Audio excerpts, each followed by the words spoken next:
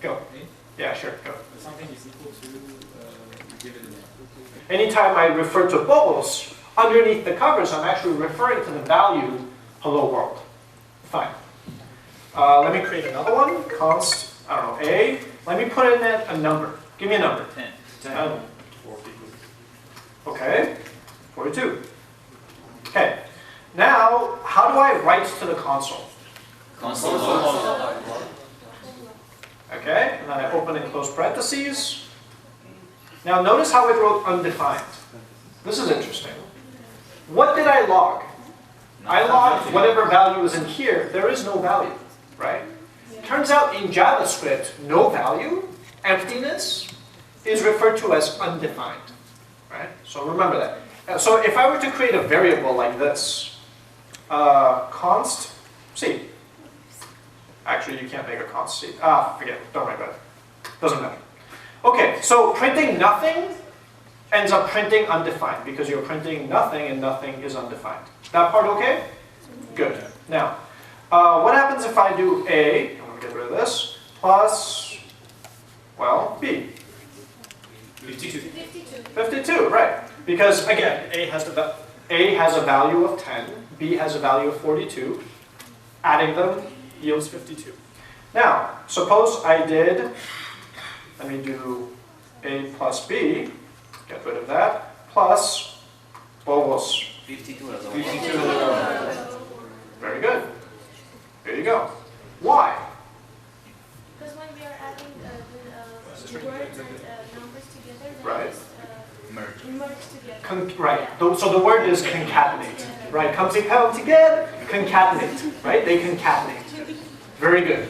Okay. So again, let's start solving it. So A plus B is 52. So we replace this with 52. And so let's have this be false. If here I do type of, and then I put A, and I close it, what will I get back? Boo.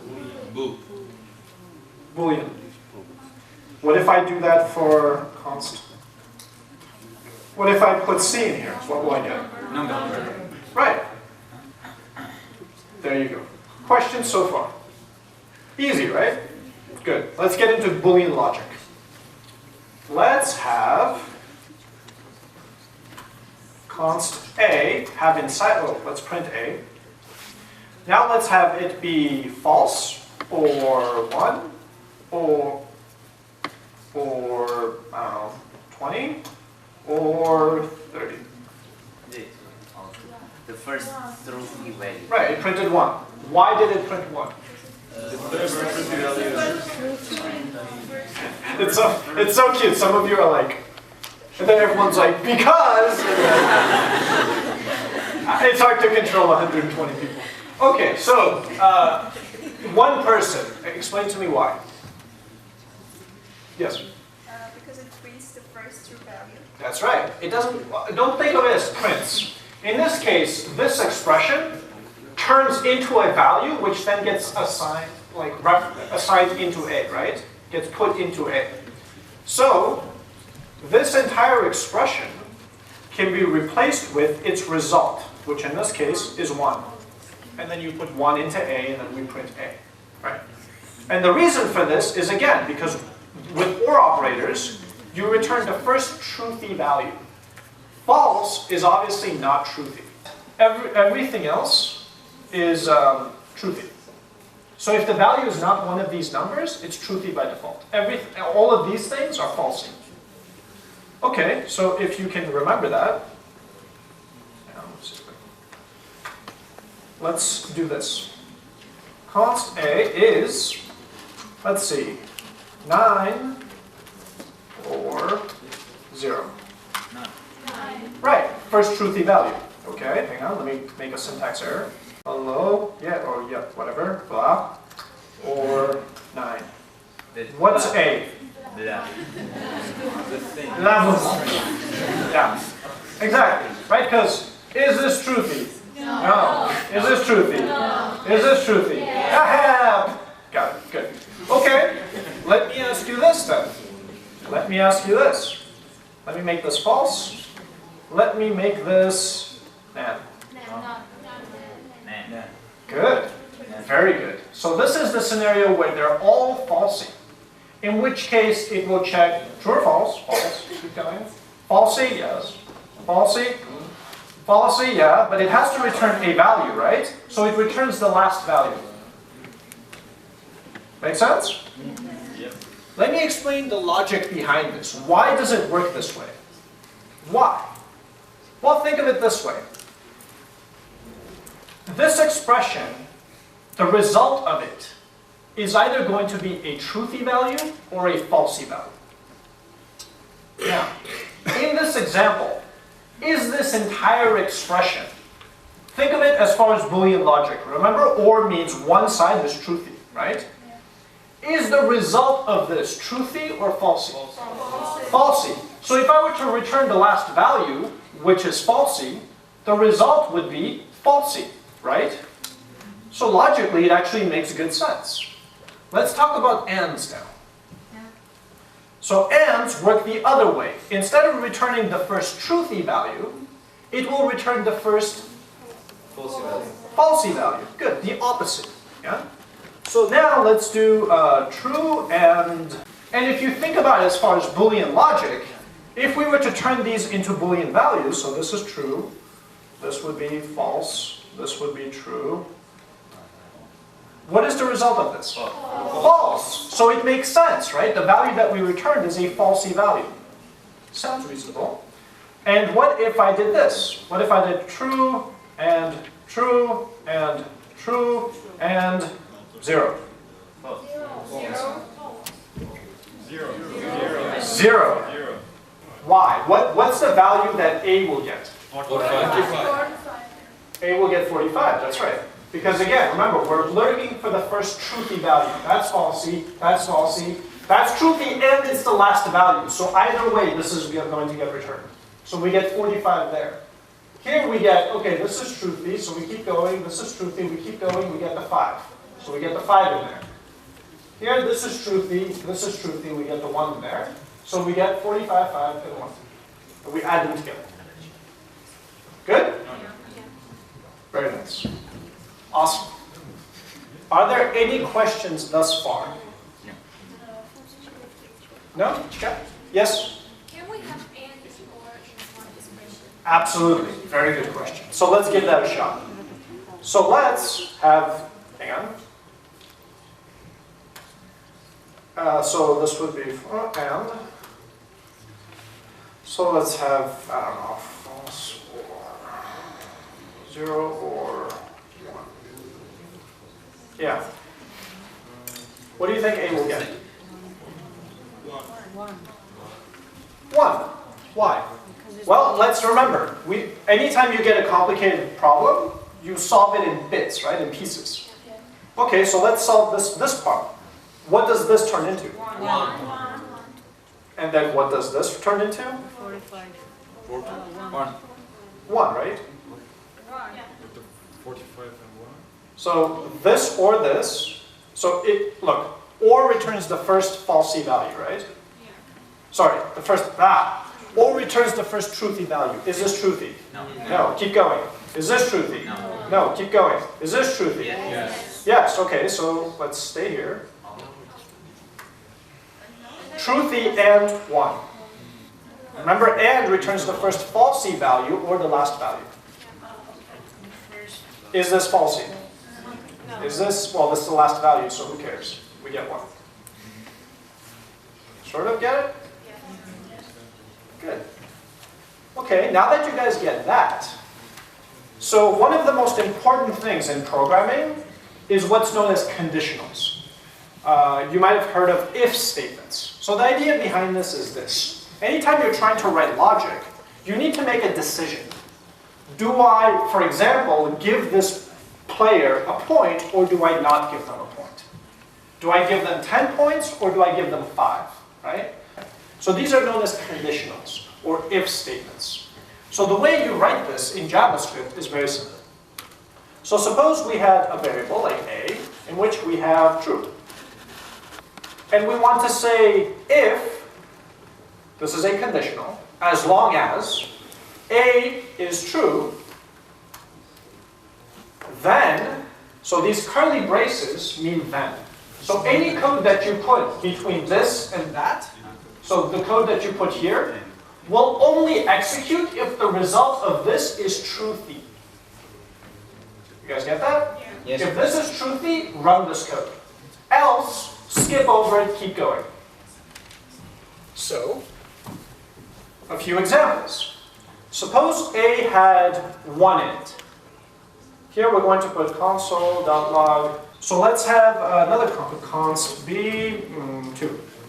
And then let's say, as long as hello and b is equal to 3. Wrong, right? Why? Because this part right here is falsy. This part right here is truthy. If you and falsy and truthy, you get falsy. Falsy. Remember that in here, the value that is returned is the result of this expression, which is actually, you're right, because it's a conditional, it returns false. This is false, right? So what happens is, underneath, this gets replaced with false. Later, if you can sort of keep it all in your head, great. But especially those who are starting out, really literally do that. Take each piece and translate it into its value. And keep doing this until you end up with the result. Make sense? Okay, let's try this. Let's make another const C, which is 2.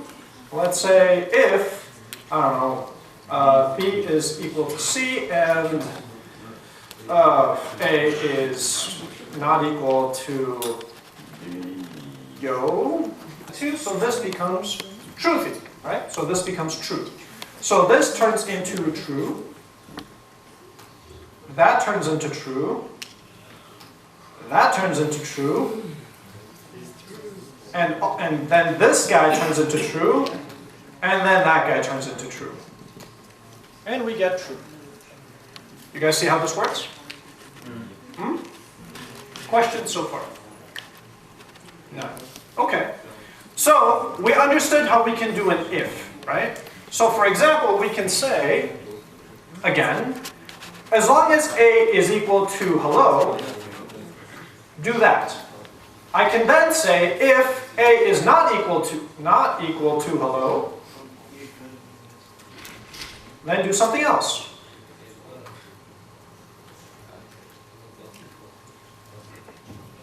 Ooh. Hang on. If you say else, Awesome. This is clear, right? And you can sort of keep adding these if statements as many times as you like. You can also do nesting. You can have an if statement inside of another if statement. So, remember, this is the beginning, this is the end, right? Well, what I can do here is inside of that, I can do another if b is equal to 2. As many times as you like. You can then have more if statements inside of that if statement, etc., etc. Shh. Good. Okay. Now, here's the thing. A quick sort of thing to help you out. If you know that you have two conditions, so it's either this or that, right? If you have two conditions, instead of writing two if statements, you can just write else. In other words, instead of saying if A is hello, do all this work here, and then if A is not equal to hello, do all this work here. By the way, this code is perfectly reasonable. You could do this. This is okay. What we can instead do is else. What this means is if A is equal to hello, do that part of the code. Else, in other words, if it's not, if the condition is false, do that part of the code. Make sense? So in this way, we can do if, else. Suppose we have more than two conditions. We have lots of conditions. We want to know if A is hello, is from top down. We'll talk about looping and things later. From now, just think of it as executing top down. Still with me? Any questions? Okay. Question. How many of you have used a debugger? Ooh, a few of you. Oh, okay, not many, surprisingly. Okay, So one of the most important tools in programming, very late in the game, they will teach you how to program, and then they show you how to use a debugger.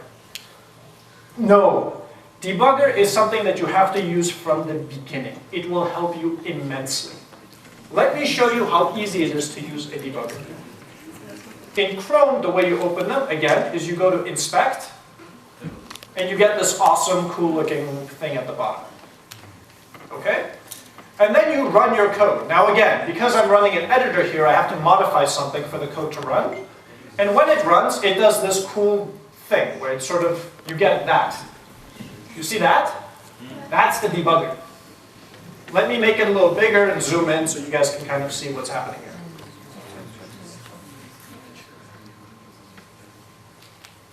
Okay. So right now we are roughly here. You see these things here?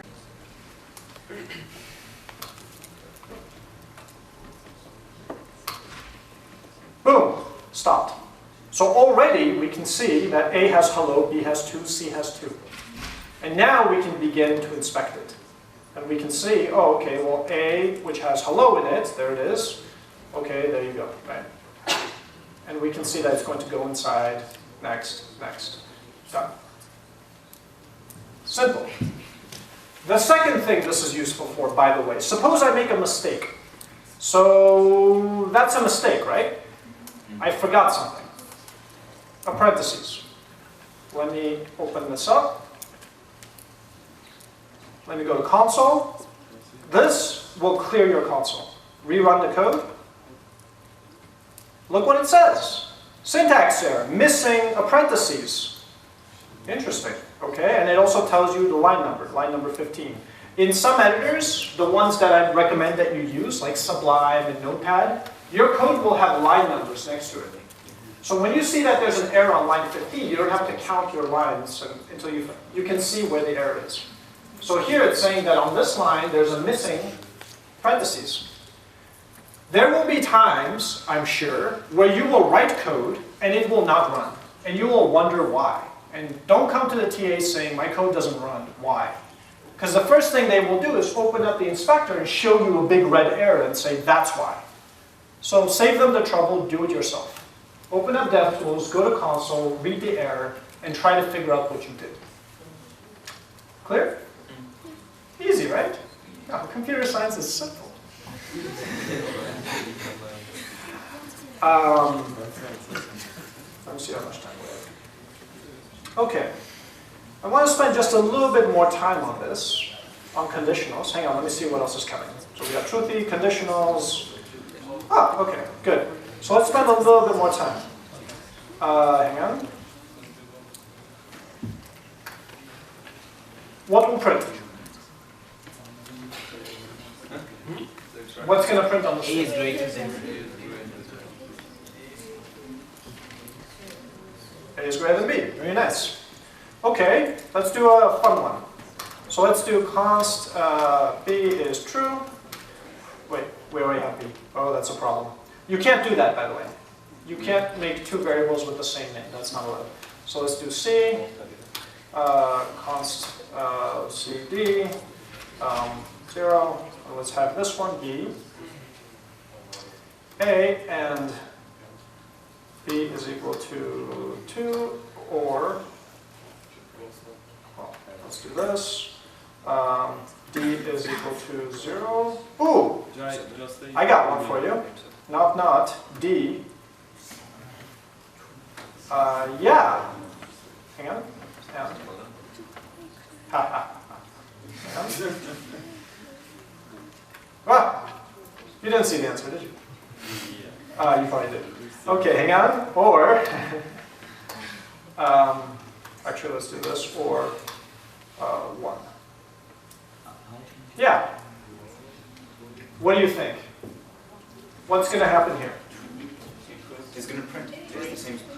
Good. Okay, let's go through this and solve it one piece at a time. Let's solve this right here first. What does that mean? False. Right. So what this is, so the operator, also known as the exclamation point, means not, right? So it reverses and converts to a Boolean. Right? The answer is a Boolean, which is the opposite of what the truthy or falsy value that it is. So B is 2. Is true truthy or falsy? Truthy. 2 is truthy. Why? Because it's not a 0, it's not undefined, it's not null, it's not and, it's not, right? It's not like an empty, bad, it's a value. So 2, good. So 2 is truthy, and the first thing, this first little thing, flips it to its opposite Boolean. If it's truthy, then what it's going to do is return, what is this going to return? Just this much. True. True. It's going to return true because D is not. D is truthy or falsy? D is 0. D is falsy, that's right. So the opposite Boolean of that is truthy. So it's not truthy, it's true, actually. The bank returns a Boolean. Okay? So, and then we do opposite of that, which returns false. Good. False or 1. Is 1 truthy or falsy? Truthy. So that's true. So this returns 1. Boolean logic and these if conditionals, like if this, else that, whatever, you will see this in Java, you will see this in C++, you will see this in most other programming languages. So understanding this here, really understanding it, is really important. Const B is, I don't know, true. Const C is, yay. And let's do something fun. So let's do A plus C, and let's see if that's equal to 2, the string 2 for some reason. Yeah, good. Or B. Will it print? True. That's right. Because this is true, and for or to work, you need one of them to be truthy, right? And true is truthy, so that's returned, and we get true. Good. How can I make, hang on. How about now?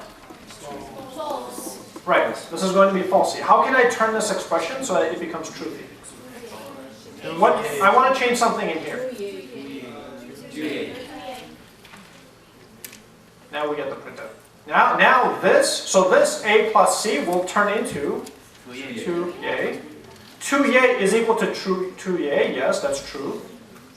True and B, well B is truthy, right? In fact, B is true. It's actually literally true, right? So we can replace that with true.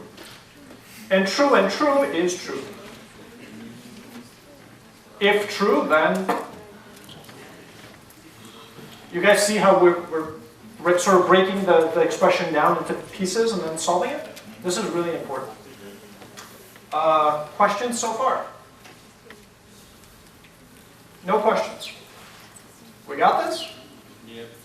All right, good. Your next assignment, by the way, which I will assign sort of next, when the videos and programming are due, I will assign the following week's stuff, right? And that will include if expressions and other fun things we're about to do. Okay, good. Hang on. So let's finally get into week 1. By the way, I started with week 0. Why? Why 0? Programmers start with 0. Just remember that. Programmers count from 0. Okay, good. Let's actually see it happen. So again, right-click, go to Inspect, and let's change something. Boom, there we go. So we hit Next. So here the function declaration is made. That is to say the function is created. Oh, hang on, let me make this a little bigger. Let me move this aside a bit. Can everyone see? People in the back, good. So here I'm making the variable a and I'm putting into it a function. Next. See? Look, a has a function inside. Kind of cool, okay? Now here I will call a. If I hit this button here, remember it means go to the next line, right? See, it ran. In fact, if I look at the console, hang on. Oh, it ran, trust me. But let's actually now go inside the function and see how it runs. For that, anytime you see a function, hit this down button. See the down button here? Click there, and you end up inside the function. And you see it run, run, run. and then you're back there. And you go next, and you're done. And voila, you have your execute. Debugger in the function, for example. Yeah, let's do it. In fact, you can put a debugger inside of an if statement. Watch this. You can do, they're known as conditional breakpoints. Fancy, right? So you can do const b, in which we put 2. So here, where is it? See, it already broke in this debugger. Watch this. So this blue button means just keep going. It broke, you can either step or you can just let it run through. Next, next, next, next. Boom. Now the next line. Next, next, next, next. We're done. So you can put a breakpoint anywhere you like. The other thing you can do, which is kind of cool, is you can put a breakpoint right here. You just click on the number. See this blue thing? That's a breakpoint. If I run it again, it will not only break there, boop, broke there. And I can keep going.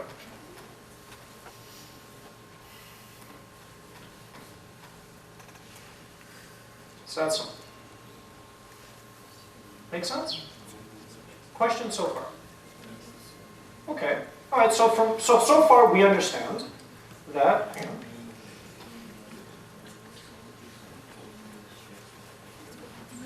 How do I close this thing? Hang on. Yeah. Yeah. I could have done Control Shift there. Okay. Let's keep going.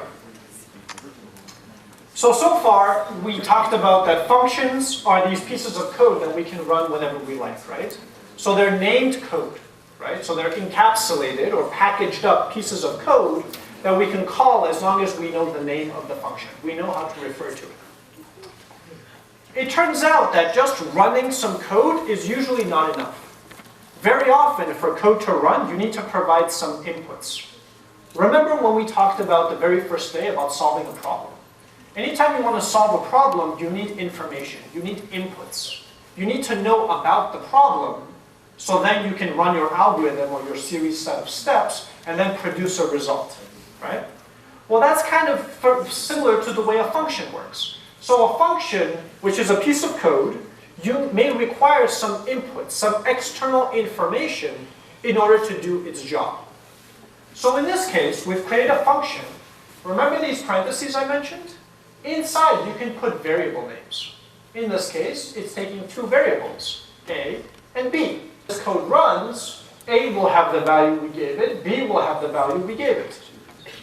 So, suppose we want to print the addition of the 2 numbers. Depending on the 2 numbers we pass in, the output will be different. So in this case, if we give it 1 and 2, A will be 1, B will be 2, 1 plus 2 is 3, which is why it prints 3. Right? That's the first part. The second one, again, we call it with 100 and 120. When it adds them up, we get 220 and we print it. Let's go through a debugger to see exactly how this happens. So let me zoom in. Too much? Okay, good. We declare the function and we put it into A. Here, look, A has A and B. We then step into A, right? So we need to press this down button. Now we're here. Look, you can see, in fact, right next to it, you can see that A has 1 and B has 2. So guess what A plus B is? 3. So we console log the result, which is 3. We go in again. This time, A has 100, B has 120. We add A and B, and we print it to the console, and we get 220. And that's how the program runs. You see how you can see every line? Yes? Do we need semicolon after calling the function? Yeah, so anytime you, think of it this way. This is the simplest way to think about it. Every time you put a value into a variable, put a semicolon after it. Think of it this way. If I did this, const A, B, I put a semicolon, right? No, not there. After calling a function, we put this scope. Right. We're saying the same thing. You're talking about this here, right? Yeah. Yeah, we're saying the same thing. Look, just bear with me. This is right? You can see, because this is the sentence you made, and that's the end of it, right? Good. Let's keep going. Let's do const C, and let's put text in there. Is that right? Good. Now let's do const Z, and let's put a function in there. Is that right? Okay. You understand the pattern. It's the same idea. So a function is just a value, just like a 1 or a string, it's just a function. Just because some codes don't need it.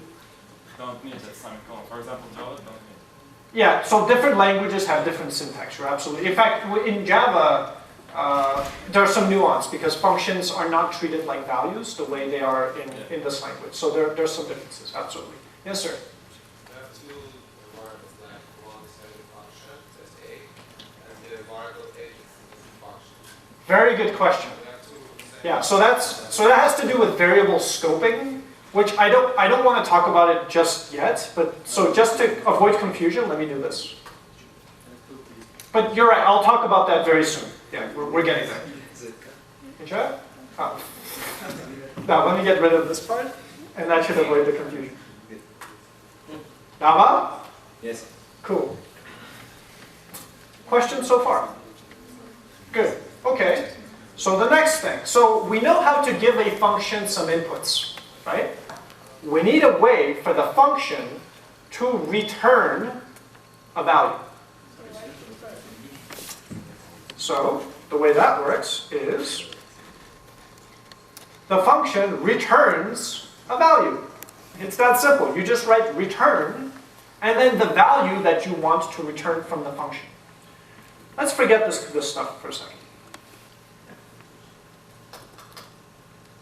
What's inside of B? Yay. Yay. So think about it. If I did, a moment, what's inside of B now? The function. The function. Don't get confused by the fact that it's a function. It's just a value. Consider this. Const A is 1. Oh, const. Const B is A. Oh, B is A. What's inside of B? A1. 1, right? Makes sense. I put a value of 1 into A.